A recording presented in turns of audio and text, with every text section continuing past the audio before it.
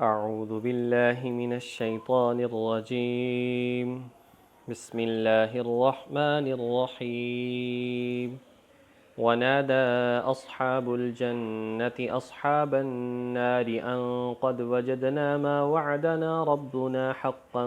فهل وجدتم ما وعد ربكم حقا قالوا نعم فأذن مؤذن بينهم اللعنة الله على الظالمين. صدق الله العظیم. ونادى اصحاب الجنتی، اور جنت کے لوگ پکار کر کہیں گے اصحاب الناری، دوزخ والوں سے، ان قد وجدنا ما وعدنا ربنا حقا،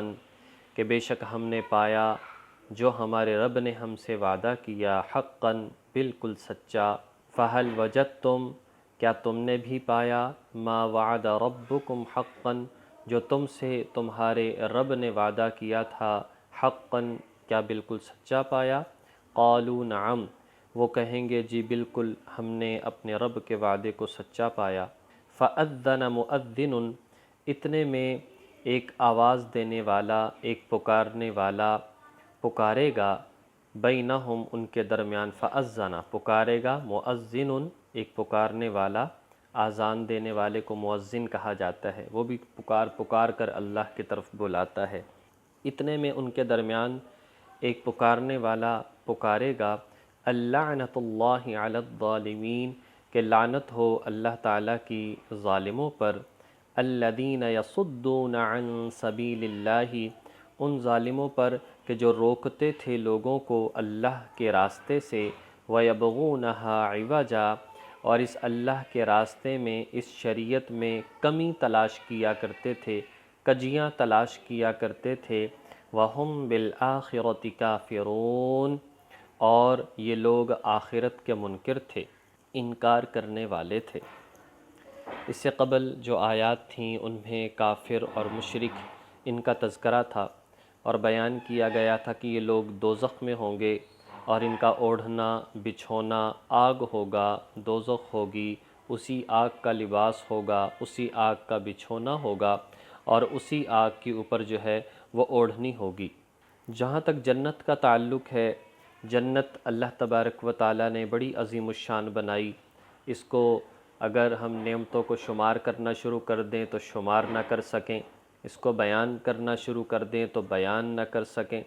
اسی لیے بتایا کہ اگر پوچھا جائے تو بس یہی ہوتا ہے کہ ما لا عین رأت ولا اذن سمعت ولا خطر علی قلب بشر، اتنی جدت ہو چکی، اعلیٰ سے اعلیٰ چیزیں بن چکی، انسان جو سوچتا ہے وہ کرتا ہے اور وہ ہوتا ہے، لیکن فرمایا کہ جنت کی نعمتیں ایسی ہیں کہ کسی آنکھ نے دیکھا ہی نہیں، کسی کان نے ان کے بارے میں سنا ہی نہیں، اور کسی کے دل پر بھی خیال نہیں گزرا کہ کاش ایسا ہو جائے۔ ایک بندہ خیالی پلاؤ بناتا چلا جائے تو تب بھی خیالات میں بھی وہاں تک نہیں پہنچ سکتا جیسی جنت کی نعمتیں ہیں۔ بہرحال جنت جو ہے وہ بالا خانوں کی شکل میں ہوگی، جیسے منازل ہوتی ہیں اس طرح سے ہوگی، اور ظاہر ہے کہ جو دوزخ والے ہیں وہ ساتویں زمین کے نیچے جو جگہ ہے وہ دوزخ ہوگی، اور زمین و آسمان تو ویسے ہی ختم ہو چکا ہوگا، تو اس لیے جو جنت والے ہیں وہ اوپر سے دوزخ والوں کو دیکھ سکیں گے، اور دوزخ والے جو ہیں وہ جنتیوں کو اس طرح سے بڑی للچائی نظروں سے دیکھ رہے ہوں گے۔ اللہ تبارک و تعالیٰ نے بہت ساری نعمتیں جو ہیں وہ جنت والوں کو عطا فرمائی۔ قرآن کریم میں آتا ہے کسی اونچے درخت کی ٹہنی کو دیکھیں گے، اس پر بڑے ہی لذیذ، بڑے ہی مزیدار، بڑے ہی خوشنما پھل لگے ہوئے ہوں گے، بس دل میں یہ خیال پیدا ہوگا کہ کاش یہ میں کھا لوں، تو قطوفہا دانیہ، وہ ٹہنی جھک جائے گی اور اس کے بالکل قریب ہو جائے گی، یہ کھڑا ہے تو اس برابر، یہ بیٹھا ہے تو اس برابر، یہ لیٹا ہے تو اس برابر۔ کسی پرندے کو دیکھیں گے، دل میں خیال آئے گا کہ کاش اسے کھا لوں، تو حدیث میں آتا ہے کہ وہ پرندہ بڑا خوبصورت بہترین بھنا ہوا پلیٹ میں سامنے آ جائے گا، اور جب کھا لے گا تو اس کی ہڈیاں اسی طریقے سے جو ہیں دوبارہ پرندہ بن کر اڑ جائیں گی۔ تو اللہ تبارک و تعالیٰ نے ایسی نعمتیں عطا فرمائی، تو کہا کہ جب جنت والے جنت میں چلے جائیں گے، دوزخ والے دوزخ میں ہوں گے، تو جنت والے کہیں گے دوزخ والوں سے، ہم سے ہمارے رب نے وعدہ کیا تھا کہ تم نبیوں کی بات مانو، قرآن و سنت پر عمل کرو اور یہاں پر اپنی مرضی کی زندگی نہ گزارو، حرام لین دین چھوڑ دو، معاملات کو درست رکھو، اللہ کی مرضی کے مطابق زندگی گزارو، تمہیں جنت ملے گی۔ تو ہمیں تو وہ جنت مل چکی، کیا تم سے تمہارے رب نے جو وعدہ کیا تھا کہ تم اگر بات نہیں مانو گے تو دوزخ ہوگی اور وہاں پر جو ہے سانپ بچھو ہوں گے اور وہاں پر جو ہے اس طرح کا عذاب ہوگا، کھولتا ہوا پانی گرم اور پیب ہوگا، پیے گا انسان تو آنتیں پیشاب کی جگہ سے نکل جائیں گی۔ تو کہا کہ بتاؤ کیا تمہارے رب نے جو وعدہ کیا تھا وہ سچا ہے؟ وہ کہیں گے جی بالکل، ہمارے ساتھ جو ہو رہا ہے یہ وعدہ بالکل سچا ہے۔ یہی بات درمیان میں ہوگی، اتنے میں فرشتے جو ہے وہ پکار کر کہیں گے آج لعنت ہو ان لوگوں پر کہ جنہوں نے اللہ تبارک و تعالیٰ کے راستے سے لوگوں کو روکا، خود بھی غلط راستے پر چلے اور دوسرے لوگوں کو بھی راستے سے روکا، اور طرح طرح کی باتیں اسلام میں اور طرح طرح کی باتیں قرآن میں نکال کر لوگوں کو شبہات کے اندر ڈالتے رہے، اس میں کجیاں اور کمیاں تلاش کرتے رہے، یہ قرآن تو بڑا پرانا ہے، یہ حدیث تو بڑی پرانی ہے، یہ سنتیں تو بڑی پرانی ہے، یہ دین ہماری رہنمائی نہیں کر سکتا، طرح طرح کی باتیں نکالنا شروع ہو گئے، لوگوں کو شکوک و شبہات میں ڈال دیا۔ یہ لوگ آخرت کے منکر ہو گئے، عقل کی بنیاد پر سوچنا شروع کر دیا۔ تو فرمایا کہ ان لوگوں کے لیے بربادی، ہلاکت، لعنت اور اللہ تبارک و تعالیٰ سے رحمت سے دوری ہے۔ وَبَيْنَهُمَا حجاب، اور ان جنتی اور دوزخی دونوں کے درمیان ایک پردہ ہوگا۔ وَعَلَى الْأَعْرَافِ، اور جو لوگ اعراف پر ہوں گے، یہ پردہ گویا کہ اعراف ہی ہوگا، جنت اور دوزخ کے درمیان کی جگہ، اس کو اعراف کہا جاتا ہے، جہاں پر احادیث میں آتا ہے، مفسرین نے لکھا یہاں پر وہ لوگ ہوں گے کہ جن کی نیکیاں اور گناہ برابر ہوں گے تو یہ مسلمان ہوں گے تو ایمان والے، لیکن جب میزان عمل میں عمل کو تولا جائے گا تو ان کی نیکیاں اور گناہ بالکل برابر ہوں گے۔ یہ وہاں پر رہیں گے، اللہ کو معلوم ہے کہ کتنا عرصہ رہیں گے، اور اس کے بعد پھر آخر کار چونکہ ایمان والے ہیں اور اس وقت جو ہے ظاہر ہے کہ اگر بعد والے لوگ نیکیاں کر رہے ہیں یا اسی طریقے سے ان کی اولاد ہے تو ان کی نیکی میں اضافہ ہوگا اور یہ فوراً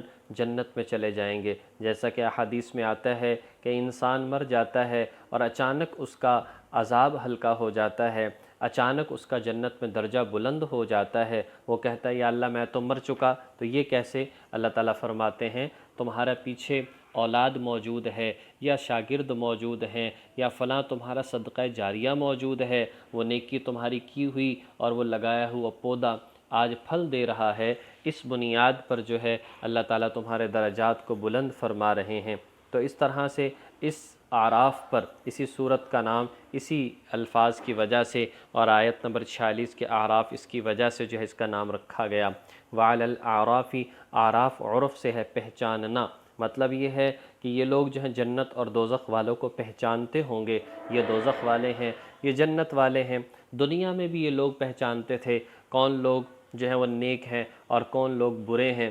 اسی اعتبار سے انہوں نے اپنے آپ کو جو ہے ایک سیدھے راستے پر لگایا۔ بہرحال انسان کمزور ہے، ان سے اتنی ہی نیکیاں نہ ہو سکیں، گناہ بھی ہوتے رہے، برابر سرابر ہوئے اور یہ اعراف میں ہوں گے۔ اور پھر فرمایا کہ وعلی الاعراف رجال، جو اعراف پر کچھ لوگ ہوں گے، یعرفون کلا بسیماہم، یہ لوگ پہچانتے ہوں گے ان میں سے ہر ایک کو بسیماہم، ان کی نشانیوں کے ساتھ۔ یہ تو واضح معلوم ہوگا یہ عذاب والے دوزخ والے ہیں اور یہ نعمتوں والے جنت والے ہیں۔ اور دنیا میں بھی یہ لوگ جو لوگ نیک لوگ سنت کے مطابق لباس اور اپنے معاملات قرآن و سنت کے مطابق ہر موقع پر خوف خدا اور کسی کا حق نہ مارنا، یہ لوگ واقعتاً جو ہیں جنت میں جانے والے ہوں گے۔ وَنَادَوْا أَصْحَابَ الْجَنَّةِ، وہ لوگ پکار کر کہیں گے جنت والوں سے ان سلام علیکم، تم پر سلامتی ہو، آج تم کامیاب ہو چکے ہو، تم پر سلامتی ہو۔ یہ انہیں تو کہیں گے لم یدخلوہا، لیکن خود جنت میں داخل نہیں ہو سکیں گے، وہم یطمعون، لیکن اس کی امید رکھتے ہوں گے۔ یہ لوگ خود تو جنت میں ظاہر ہے کہ ابھی نہیں جا سکیں گے، جب اللہ کی ذات کو منظور ہوگا ان کا انجام جنت ہی ہوگا۔ بڑی للچائی ہوئی نظروں سے یہ لوگ جنت کو دیکھ رہے ہوں گے، اللہ تبارک و تعالی نے جنت میں داخلہ عطا فرما دیں گے۔ آگے فرمایا وَإِذَا صُرِفَتْ أَبْصَارُهُمْ تِلْقَاءَ أَصْحَابِ النَّارِ، اور جب صُرِفَت، وَإِذَا صُرِفَت، اور جب پھیرا جائے گا ابصارہم، ان کی نظروں کو یعنی ان اعراف والوں کی نظروں کو پھیرا جائے گا اور کہا جائے گا تلقاء اصحاب النار، دیکھو ذرا دوزخ والوں کو، آگ والوں کی طرف جب ان کی نظروں کو موڑا جائے گا، قالو تو یہ لوگ کہیں گے ربنا، اے ہمارے پروردگار، لا تجعلنا،